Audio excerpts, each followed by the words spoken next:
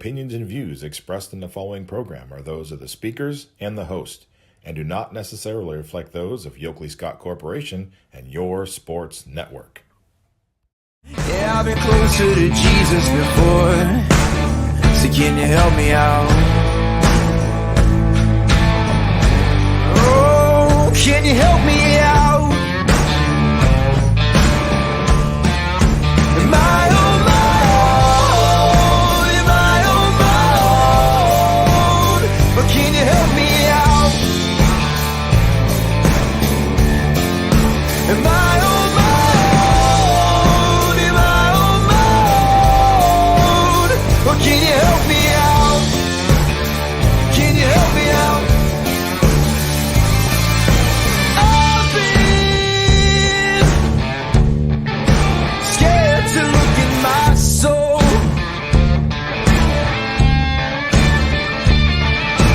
I've been afraid I would follow the road. Yeah, afraid of the things I've been told.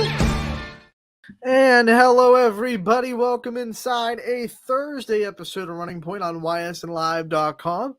Brought to you, as always, by our friends over in that right-hand corner right there, Greenwood Chevrolet in Austintown. Anthony Hartwig with you.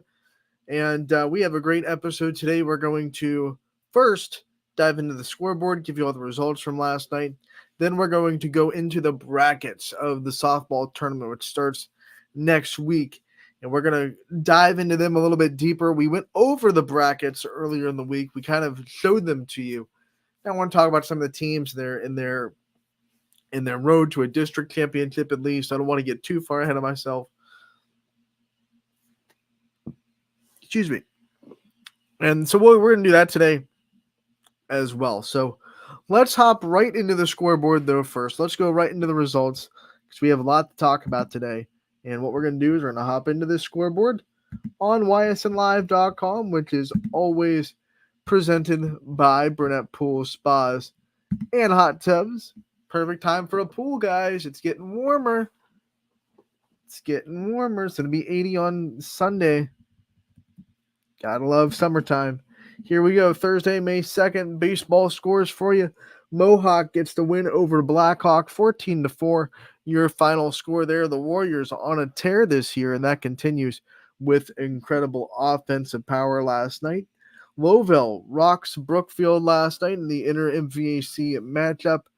13-3, 13-1, the final score there. Edgewood gets into a tussle with Cardinal, gets the win 4-3. We said this Edgewood offense would be hard to handle, and Cardinal pitched pretty well against them, but still Warriors offense too much as they win 4-3.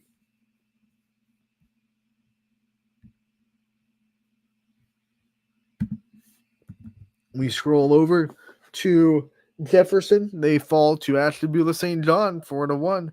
The final score, those Heralds, they're feisty over there. They get the win by 3 runs. Ursuline and Howland, it is the Tigers. They get the dub over Ursuline. That's a big win for Howland. Momentum up the wazoo out there in the jungle. 4-1, the final score. Tigers get the win. Hubbard gets the win over Conneaut, 12-2, the final score there. East Liverpool, they get the win over East Palestine, 11-1. We go into the MVAC. It's Garfield that gets the win 7-2 over Champion. Over with Springfield testing themselves outside of the MVAC. They fall to Girard 6-2. Warren JFK, no trouble against Southeast as their offense is more than enough in a 14-9 high-scoring victory. Middle Ridge traveled to Niles last night and fell to the Dragons 4-3, a big win for Niles as Middle Ridge came in hot. Newton Falls all over Liberty. They go into double figures, 10-0, the final score in a run rule fashion. Tigers looking good on the baseball diamond this year. Latonia gets the win over Sebring, 13-3, the final score there. Lordstown falls to Badger, 14-10. We have Beaver Local getting the win over United, 11-2, just that one run off of a run rule. that probably drives coaches crazy because you could have saved your arms, especially in baseball, when you have pitch counts to worry about. And gotta imagine those wins by 9 are the ones that just make you want to pull your hair out. I mean, not too much because you still won, but at the same time, you're like, man, we could have saved our arms a couple of innings, and we just couldn't get that one last run to make it a 10-run win. West Geauga does make it a 10-run win. They do save some arms. They beat Lakeside 11-1. A big one that I think a lot of people are looking forward to in West Branch, 12-10. The Warriors offense gets the win over Columbiana. This was a game where both teams had pitched a lot during the week. They were at the bottom of their bullpen. I think you knew, if you looked at the way these weeks have gone, that maybe this could be a high-scoring game. They both do have very underappreciated offenses, under the radar offenses that get overshadowed by the great pitching. But they've used their 1, their 2, their 3 already this week. So they were kind of getting into the bullpen in this game. And the offenses took advantage of that fact. Both offenses played really well. West Branch just had a little bit more in that 12-10 win. Canfield all over Heartland Christian, 11-1. The final score there. The Cardinals get the win. Hoban wins over Walsh, 7-3. The final score there. And then last but not least, Waterloo walks off Ravenna, 8-7. The final score there. Mason Schweitzer with the walk-off single. Waterloo has won 4 in a row now after that walk-off victory over the Ravens. We dive into softball next. NE8 battle between Hubbard and Girard. They had to complete a game from earlier in the season first, and they won that one 10-7. And then they played a full game, and they won that one 16-0. So 2 big Hubbard wins. Shows you kind of the differences of that team, because when they had to continue a game that they played early in the season, it was a close one that they had to pull out. And then the second game, they have grown a lot. They have gotten to a lot further than where they were in that part of the season, and Hubbard proved it with a 16-0 victory in game 2. Got to talk about Champion Lakeview. We'll talk about it a little bit more when we're done going over the scores. They won over Lakeview 5-0, the final score there. Another game that we'll talk about a little bit more when we're done with the scores. 11-8. South Range gets the win over Poland to stay undefeated in the conference and set up a really big matchup with Lakeview on Monday and Tuesday. Jefferson's able to beat Madison, hold off them 7-5, the final score. The Falcons get the win. Orange falls to Harvey 27-14. Beaver Local gets the win over Wellsville 14-0, run rule fashion for the Beavers. Lakeside falls to Bristol 22-6. Camel had a kind of crazy night in Crestview where they had to finish the game with Liberty. They had to finish the game with Crestview. Crestview had to finish the game with Liberty. It was a triple header, but none of them were complete games. They were all finishing suspended games. Camel had 2 wins, though, when they came out of it. They beat Liberty by the final score of 13-1 in their first matchup of the night. West Branch beats Salem 10-2. Jackson Milton beats Lowville 7-6. We go into East Palestine. They get the big win over Newton Falls, 13-3, the final score there. And Cheney gets the win over Niles, 17-4. So Cheney girls softball racking up the wins this year, as that's another one, 2 in a row in 2 days for the Cowgirls. LeBray gets the win over Warren Harding, 13-3, the final score there. Sebring gets one over on Latonia, 16-4. McDonald gets a little bit more than they expected from Springfield, but eventually gets the 8-1 win in 7 innings as they celebrated senior night the right way with the win over Springfield. We talked about Hubbard and Girard already. That was a part of a doubleheader where they had to continue one game, finish it, and then start the next one. Jackson Milton, the doubleheader in Lowville, they win game 2, 13-4. Austintown Fitch, no problems against Menor, 10-0. The final, 10-0, the final score there. United in East Liverpool. United gets the win 17-1. Another record falls for the United program as Chloe Angelo breaks the record for hits in a season. So congratulations to her. Garrettsville Garfield gets the win 10-0 over Waterloo. Lizzie Moore pitched an excellent game in the circle for them. Badger gets the win over Lordstown 9-7. Pymatuning Valley able to take care of Shaker Heights 16-0. And last but not least, Louisville gets the nice win over Canton Hoover 7-3. So now let's go back, talk about some of these games. We have baseball, and the game I want to kind of go over first and foremost is this Howland game. What a big win for the Tigers over the Irish. Big momentum win when you think about what it means for their confidence going forward. Let's check out the game changer and see what went down between the Tigers and the Irish.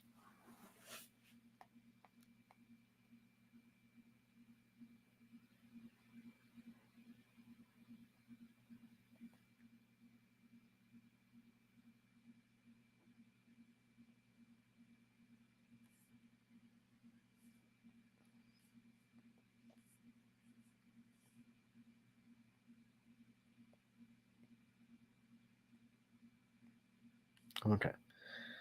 Took a minute to load there, but so bear with me. But we have it up 4-1. Howland gets the win. Box score for the Tigers. They scored 1 in the second, 2 in the fifth, and then 1 in the sixth. 4 runs on 5 hits, 1 error for Newton Falls. 1 run on 3 hits, no errors for Ursuline. So not a lot of offense, just 8 combined hits on the night for both teams. 2 RBIs, though, for the leadoff hitter in Howland, which is Luca Franzaglio. He went 1 for 2 with 2 RBIs, a walk, and a run scored. So a good day for him at the top of the order. And then if you want to find the other RBI for the day, Tigers knocked in 3 of their 4 runs with RBI. You have to go down to the bottom of the lineup in the 8th spot, as it was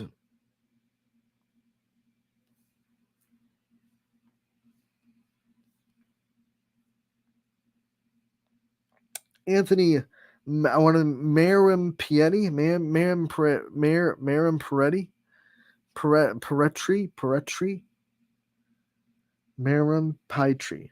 Pietri. I hope I'm saying that name somewhat right. I'm trying really hard not to botch it. But he had the other RBI of the day for Howland. So the leadoff hitter has 2. The 8-hole hitter has 1. Everything in the middle, just 2 hits in between those 2 hitters, as Dylan Santee and Andrews both had 1 hit. They both went 1 for 3 on the day. Dominic Santee, excuse me, with the 1 for 3 day. And Aiden Anders with a 1 for 3 day for the Tigers. Runs scored from the bottom of the order off of a walk from Mr. Perry. That's a big name in the Howland athletics community there as well. So a big win for the Tigers as they go 4-1. And then let's want to shout out their pitching too, because I'll tell you what, when you hold the Irish to 1 run on 3 hits, you're doing something right. And Sully O'Donnell did a really good job. 7 innings pitched. He only gave up 3 hits, 1 earned run, only struck out 1. So he was really getting weak contact. His defense had his back. He used 78 pitches to do it. 48 of them were strikes. So a really, really good outing for him. Not leaning on the strikeout either. Like I said, defense had his back. They only made 1 error all day. They made just about every play available to them. Ursuline had 1 hit, 1 hit from Anthony Treveri. 2 hits from Jake Ballig. He went 2 for 2 with 2 for 3, with a run scored. So big win for Ursuline there. Let's go down to softball. We have a couple of games to talk about before we take a break and then go to the bracket breakdown. I want to talk about Champion and Lakeview.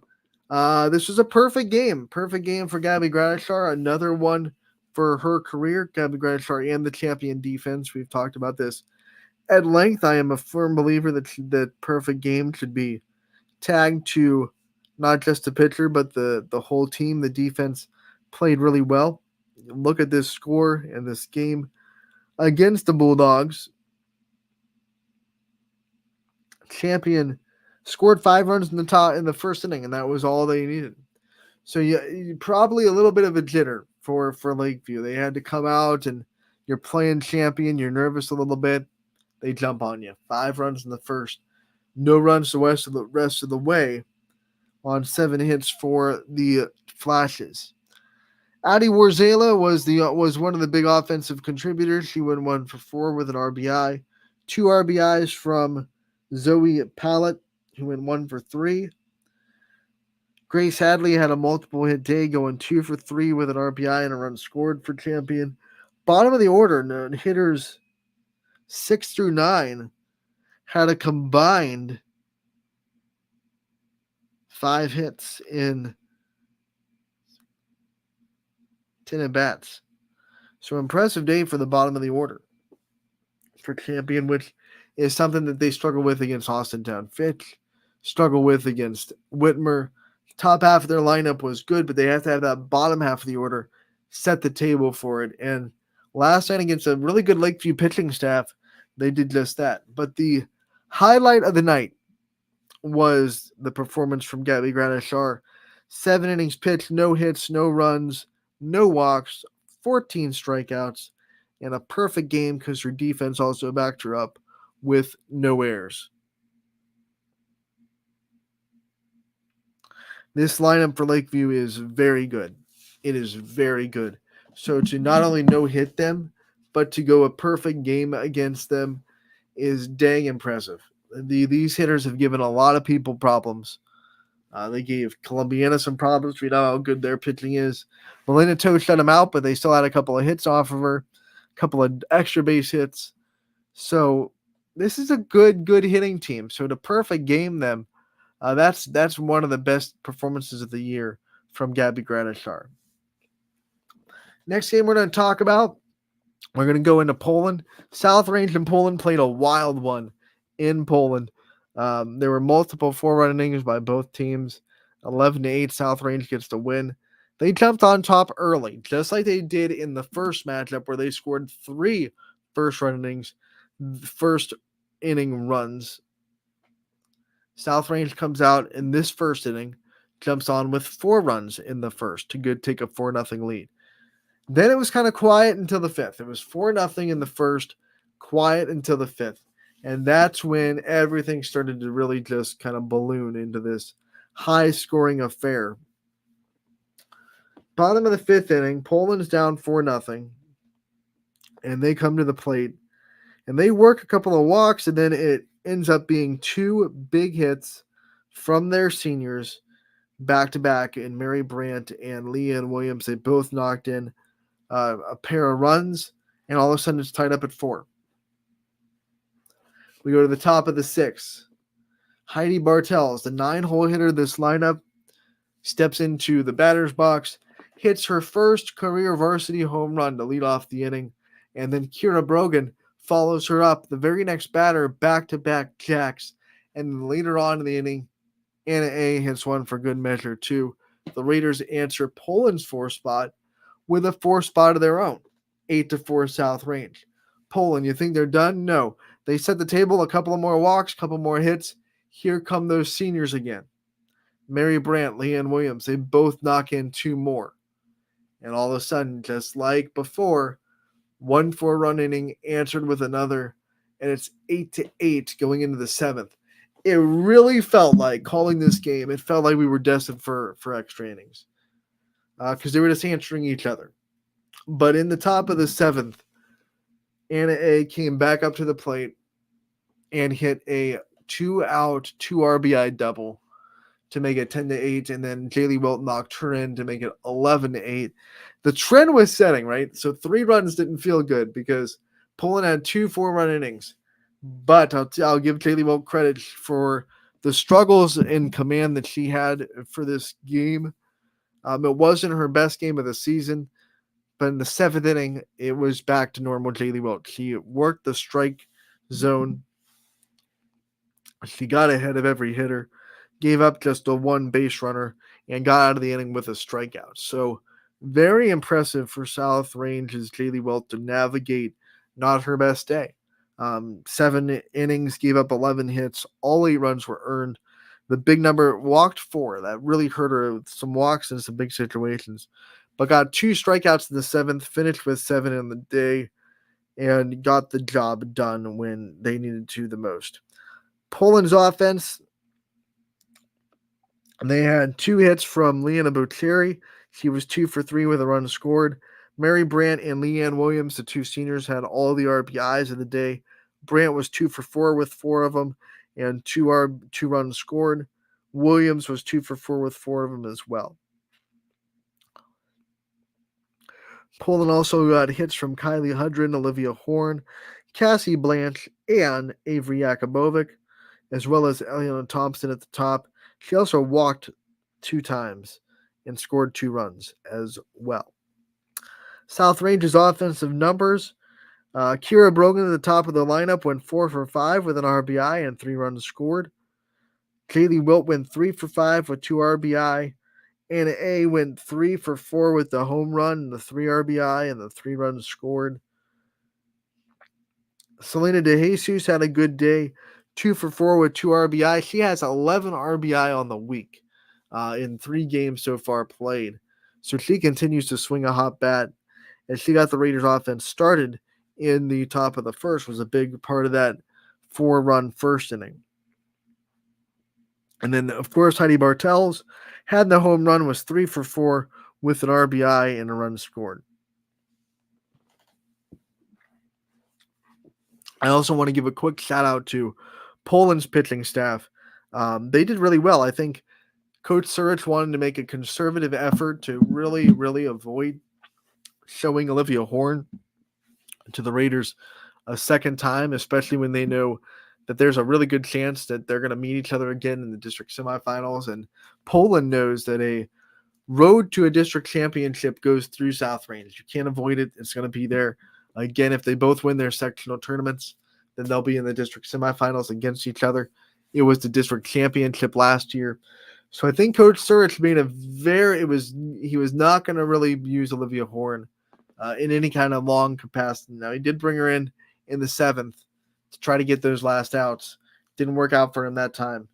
But Lily McDonald and Addison Dre both did a very serviceable job keeping Poland in this game, especially Addison Dre in the middle chunks of this game where South Range was up 4-0.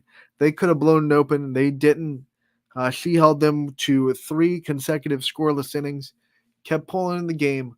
Poland eventually got those 4 runs, and then that's when the scoring started to really occur for South Range. But those 3 runs, 3 innings of scoreless softball, all by Addison Dre, were very impressive.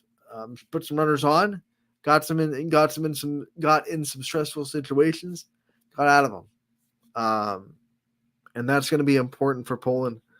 If they want to make a deep run, they're going to have that bullpen that's going to be able to come in when they need it, because they can't think that against the lineups they're going to see, if they get past South Range, if they get into regionals, if they get into state, however far they go, they can't think that one pitcher is going to run them the whole way. They got to be able to pitch with a bullpen. And Lily McDonald making strides after missing the first couple of games. And then Addison Dre with probably a very, very confidence-driving game for her in the circle. But South Range gets the win, and like we said, it sets up that Lakeview South Range matchup on Monday. Before that, though, South Range does go to Stowe tomorrow to play the Bulldogs and Talmadge, who are the defending Division II state champions. I want to talk about one more game before we take a break, and it is Austin Downfitch and Mentor. Sydney Watts, another perfect game, 5 on her career perfect games, 15 no-hitters now. This was not a pushover team in Mentor. They have 14 wins coming into last night. They had beaten Brecksville Broadview Heights this year. They had beaten, I want to go over the list of teams they've beaten real quick because they have some impressive wins on the year.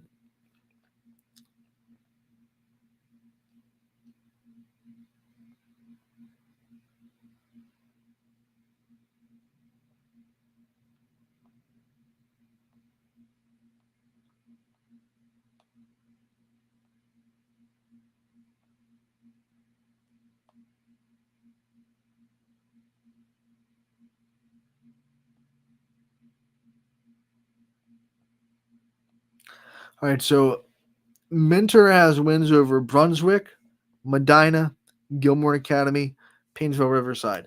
Those are really high-quality softball teams. For example, Minter and Brunswick both have 16 wins on the year. So these are really good teams that Minter has wins against, and they could do nothing against Cindy Watts. It was just she did it in 50 pitches, 5 innings, 42 of her pitches were strikes. It was just one of those games where she wasn't missing the strike zone, and when she's not walking people, you're going to have a real tough time putting multiple runners on board. She hit a home run. Kylie Folkwine hit the walk-off home run to give them the run rule. It's just a typical Fitch domination from them. And how they're number 5 in the state right now, I don't know what these writers that are voting on the state poll are on or what they're watching or what they think. But if Fitch ain't number 1, they're definitely number 2. I mean, you can make an argument for Anthony Wayne, sure. But this is the reigning state champions, and they're looking really, really good right now. And somehow they're number 5 in the state. Make that make sense? I don't know. So I don't pay too much attention to state polls because it's a bunch of writers who haven't really seen the teams live, just voting based on records. And it's not really a great representation on who's great in the state. What I pay attention to is 1, the game changer, and 2, the RPI.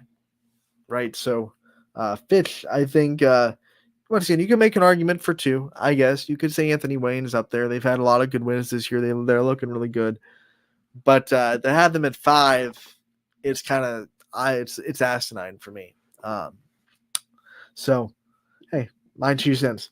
On that note, we're going to take a break, and we're going to come back and look at these brackets on Running Point, brought to you by Greenwood Chevrolet in Austintown.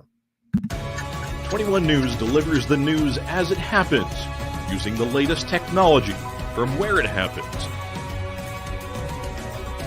Live here outside the Mahoney County. On air, online, Wednesday afternoon weather update. Very dangerous. and on the 21 News social media platforms. I'm on the road right now. 21 News, the Valley's only locally owned source for trusted news since 1953. Craftsmanship to us is 60 years of pride and dedication. Passed down from generation to generation. The hardwood floors that your kids take their first steps on. The solid wood doors you quietly close at night. The things we create day in and day out are the products that end up turning your house into a home. At Baird Brothers Fine Hardwoods, uncompromising quality and craftsmanship built our business. And it will keep us moving forward for generations to come. Going the extra mile at Greenwood Chevrolet means we want to take care of the community that takes care of us too. And we have to work together always. And that's how you stay in business for 40 years. You know, I love being a helper because when I help somebody, it makes me feel good. It means a lot that I can make a difference in others' lives. So I will do everything I can and just being there for them every step of the way. I want them to know within the first 5 minutes that they could depend on me. That's what going the extra mile means, only at Greenwood Chevrolet. Before the lights come on, before the workday begins, before a long day is ended, or it's time to have fun. It all starts with the people at Joe Dickey Electric. From replacing a light fixture in your home to building a substation for your business, no job is too big or too small. The people of Joe Dickey Electric power them all.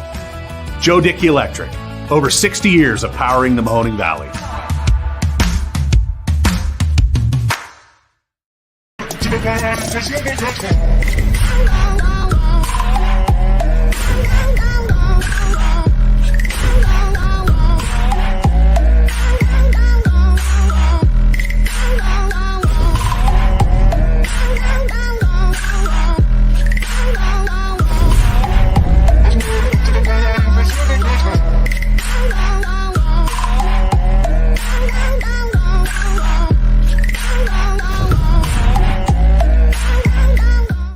now you can see every school, to the smallest school, to the intermediate schools, to the schools in the outlying areas. It gives you coverage that you could just never get to before. It's something that's great to experience, and it's opened up a whole new wave of sports viewership.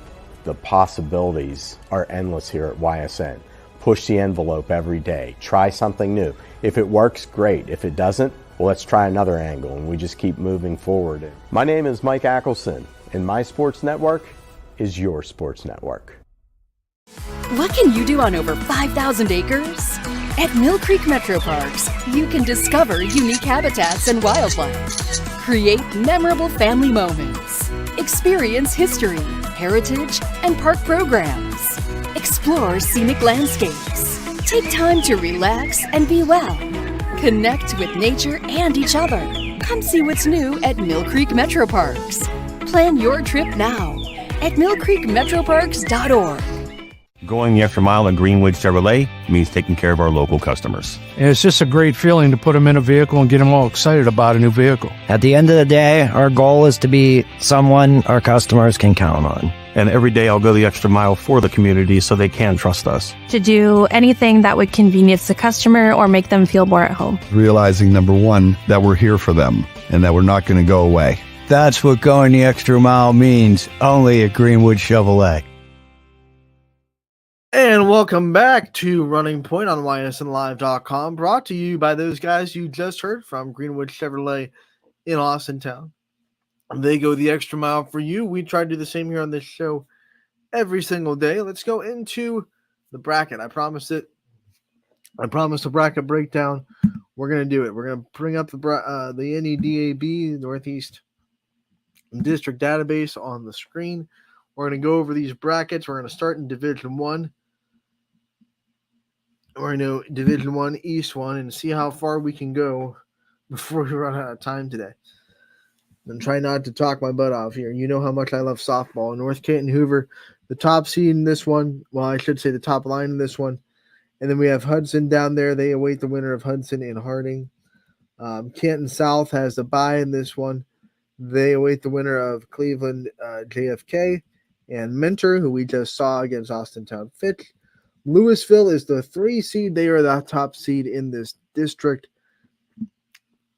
They await the winner of Kent Roosevelt and Nordonia, who's going to be in Howland, I believe, tonight. Painesville Riverside will be waiting on Maslin Perry versus Lakeside. So one of the things, obviously, Louisville, there's another one, by the way, for keeping count, where we're keeping out of obviously's. Here's another one right there, too. That doesn't count, though. Wednesday, I was saying it like 5 or 6 times in the span of 20 minutes. So when you start to notice things like that, I wanted to count them. My tally right now for yesterday and today is at 9. So, not that bad. I guess when you get aware of it, it starts to happen less. But man, on Wednesday, I said it like so many times. I was like, you gotta be kidding me. So let's go into Louisville's district and how it kind of shakes out. They are the 3 seed. They'll have what I think is a pretty fairly simple sectional. They're waiting the winner of Roosevelt and Nordonia. I think Nordonia is the better team, hands down. I think it'll be Louisville-Nordonia in the sectional finals here.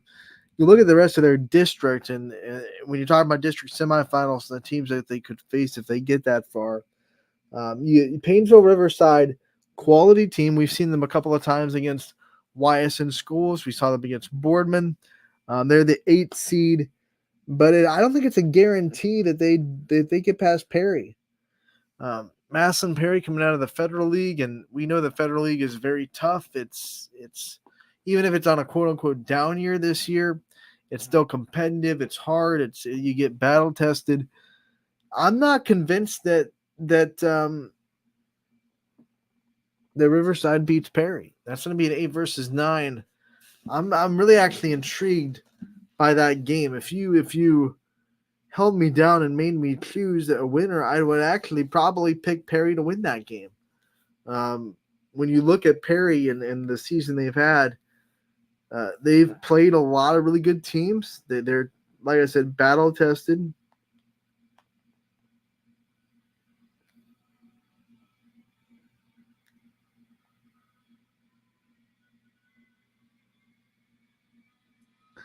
And I think they're definitely a quality opponent. And like I said, I would pick them to beat Painesville Riverside.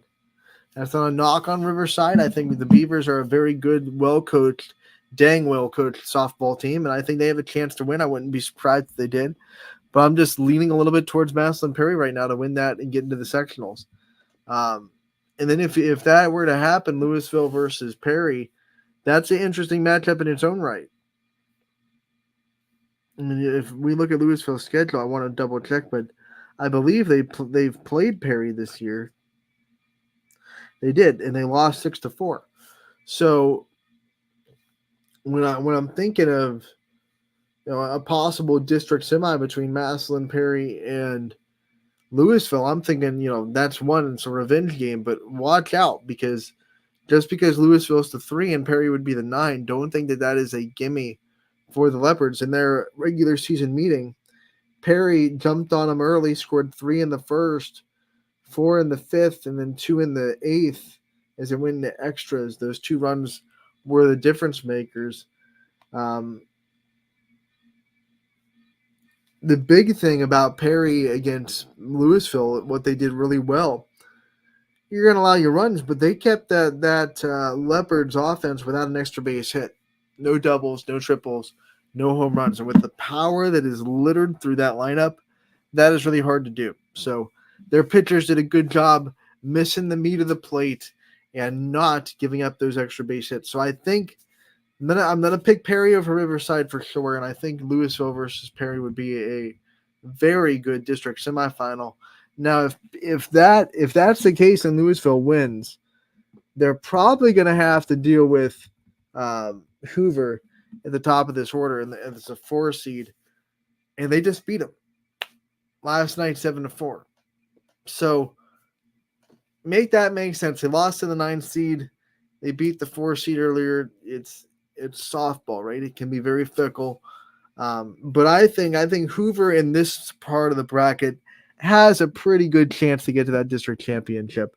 They're not going to be tested by Hudson or Harding and Canton South. I mean, Eastling North maybe, but I've seen them at McCoon. I think Hoover's a better team, more well-tested team. I always kind of give a little bit of edge to that Federal League. And I think although North is a very good softball team, I think they're more built for a lineup. Hoover has better pitching. Pitching wins tournament games. I would go with Hoover in that game. And it would be 2 rematches for Louisville in the district semis and the district championship if they make it that far and if it plays out the way I expect it to. If the numbers play out, it'll be Louisville versus Riverside in that semifinal, which would not be a rematch. I don't believe they played Riverside this year.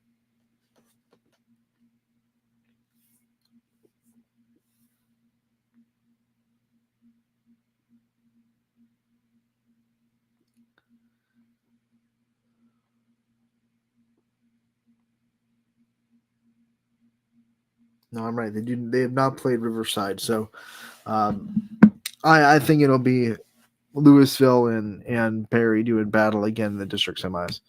We'll see. It's a very interesting district, and there's the 3, the 4, the 8, and the 9 all in it down there in Mentor. It's going to be a fun time. So now we go into the next one. That actually took more time than I anticipated. We might have to break this breakdown into a couple of days because I get off on a rants, man. I love talking about softball. Austintown Fitch is the top seed in this district. They are in this bracket. This is the Youngstown State bracket. They will await the winner of Brush, the 31, and Mayfield, the 30. Sorry, guys. No knock to you and your team, but you can just Sharpie and Austintown Fitch up there in the district semis. They don't have the batters that are going to be able to compete with that level of pitching. Madison 22, Washington 24, and Green is 18. Green is up and down this year. They don't have a winning record. I know Green has played Fitch plenty of times in district games, big games. We saw him in the district championship against Fitch not too long ago.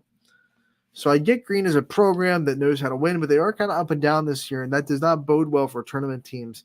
You play really well one game, and then you don't the next. I still give them an edge a little bit over Madison. I don't think Madison plays nearly as hard of a schedule. So I would assume that Fitch will meet Green in the district semifinals at YSU. We look at the bottom half of this bracket and who Fitch could possibly play in the championship if they make it that far. It's Chardon's World as a 6th seed in this bottom half of the line. They're not going to be too tested. I mean, Cuyahoga Falls pretty good as a 17.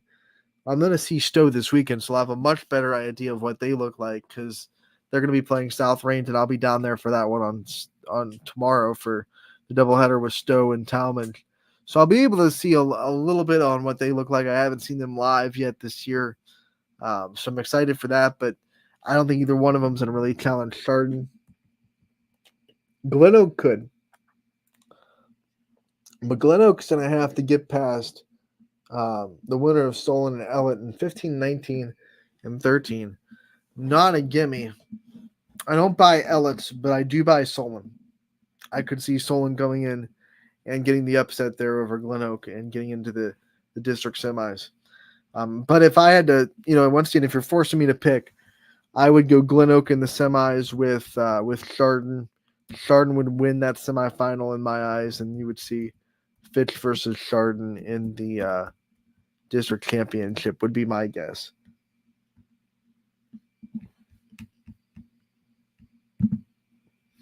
We'll go into the next one, East 3. Walsh Jesuit, who is a very good team, and you could have made an argument for the 1 seed for them on their side of the coin. They have Susla back, the star pitcher they got hurt last year. They will have an easy time in their sectional. They'll have Alliance and Canton McKinley to contend with. Their other sectional already kind of figured out. They're going to play the winner of Notre Dame Cathedral Latin and Hoban.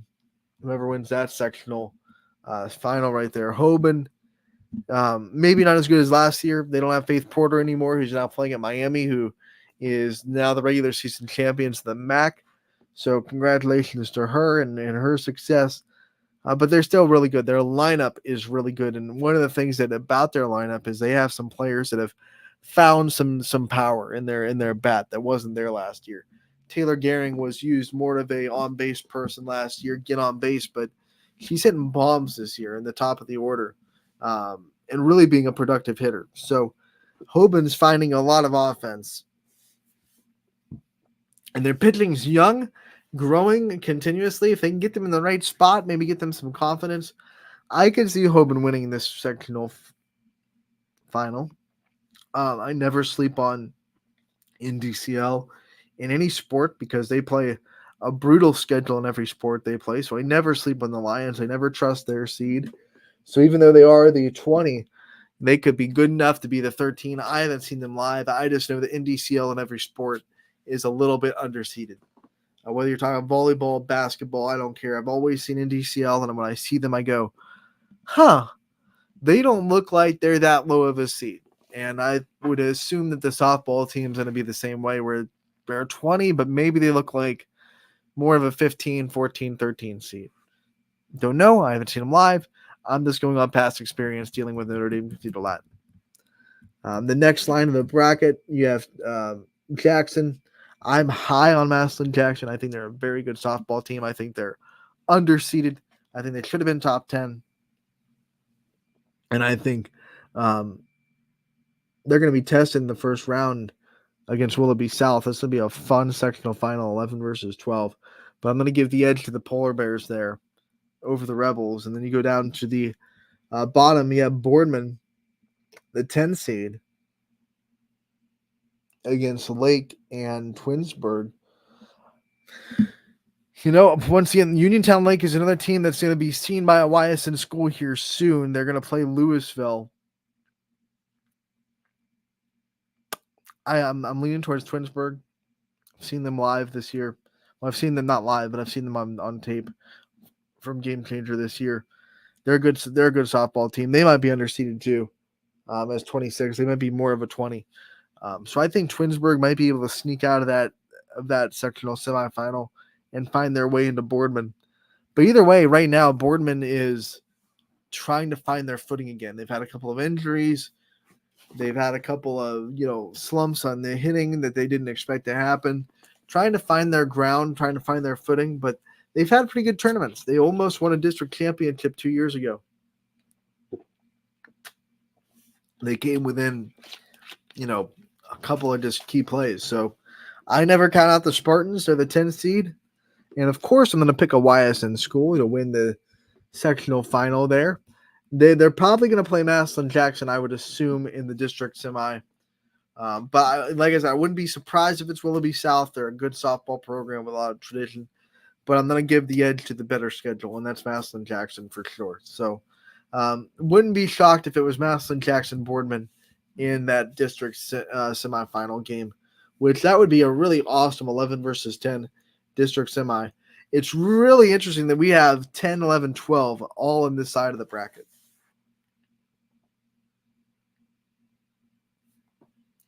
Because that means you have to fight claw and just scrap your way into a district championship game if you're going to get there.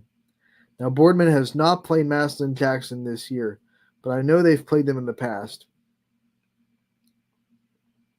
When you look at the rest of their schedule right now, Boardman has a couple of games left in the slate before tournaments. They'll start their tournament run on the 8th. But they have a game tonight against Keystone, which will be a good game against a very good Division III program. They play a doubleheader tomorrow against Normandy and Revere, and then they'll play Marlington on Monday. Those are all going to be on the road, too. So Coach Moot's trying to test their waters and get themselves right before this tournament against quality teams. So they're not going to be able to just go and get, easy momentum. But if they get some wins in that stretch and bring momentum into the tournament, that Marlington game's the 6th, they have a day off, and they'll play against the winner of Uniontown Lake and Twinsburg, who I'm leaning towards Twinsburg a little bit in that. Boardman did a good job, though, getting a home game. We're proud of them for that. So that game will be at Boardman on the 8th in the sectional final. And this district will be held at Massillon, Washington, who will also be hosting a regional in Division III. So it'll be a very busy softball postseason for Massillon, Washington. You know what? Talked myself right out of time where we're gearing up to 2. So we're going to just stop at Division I. Man, we have plenty of days, right? We can talk about softball all next week. Don't worry about it. I want to give everyone the same opportunity. I don't want to be able to just word vomit for Division I and then speed right through 2, 3, and 4. So we're just going to stop. We're going to stop for today, and we're going to check out Division II on Monday. We'll have hopefully time to do that. We're going to break down the boys brackets, so it'll be announced on Sunday night. We're going to go through them, but that's usually a quick run through. So we might be able to have the time to come and break down at least Division II on Monday. That'll be what the Monday's the 6th. Give us Tuesday. Division 3 and 4, there are less teams. So maybe we can get through 2 divisions in one day on Tuesday. So my goal is to have every bracket kind of talked about, broken down by Wednesday. I'm going to put that deadline there. We're going to have it happen because Wednesday we can't. We have running Wednesdays. We have Scotty. That show is booked. So we cannot talk about on Wednesday. We will have every bracket broken down and talked about by Tuesday, by the end of Tuesday's show for sure. Even if I have to go into overtime on Tuesday, I will. I'll do that. I'll push the 2 o'clock hour on Tuesday if I have to. But I promise you, by the time we get into Wednesday, which are most of these sectional finals, we will have every bracket talked about. Might have some results too. I mean, we're gonna have some results on Tuesday from the Division I start. So that's going to do it though for today's show. We want to thank you so much for tuning in. It's been a fun ride, man. We have a lot of weekend softball on the network and baseball. Check out our schedule at ysnlive.com/live. Tune into the games. Got an awesome doubleheader that I'll be at Stowe tomorrow. I got the Battle of 224 tonight, Canfield, Poland. It's going to be a fun 2 days for me. And Ty Bartell makes his return from Vegas. He'll be at Mohawk tomorrow for Austintown Fish as they make a road trip across the border to the PA State to play the Warriors. So going to be a fun time. Check it all out, ysnlive.com/live. Thank you so much for tuning in today. We'll see you all after the weekend.